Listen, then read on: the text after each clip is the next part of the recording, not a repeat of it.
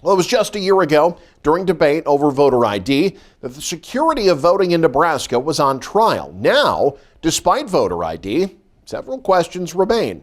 Joe Jordan has more. Good to see you. Beautiful morning. Yes. Senator Pete Ricketts getting set to vote early last week. And I need to give you my ID here. Showing his voter ID as required by Nebraska's new law, and also more than willing to back early voting by mail. And I think one of the things that we need to encourage people to do is vote early, and if you're comfortable voting by mail, go ahead and vote by mail. It was just a year ago, when the voter ID debate was in full swing, that State Senator Julie Slama, all for voter ID, wanted an even tougher law. And this bill has been taken by those who don't actually support voter ID, to put together the biggest loopholes they can think of. It's voter ID without voter ID. One of Slama's plans to close possible loopholes in the law, mail-in ballots confirmed by a notary public, but it didn't fly. And the problem with the notary was really,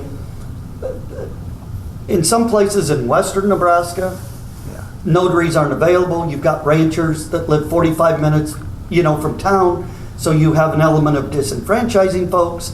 Even here on this side of the state, finding a notary. And then the question was, can notaries charge? Can they not charge?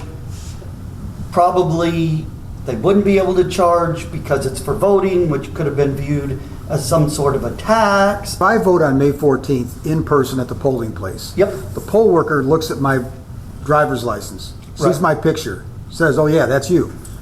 If I vote by mail, nobody's looking at my photo ID, right?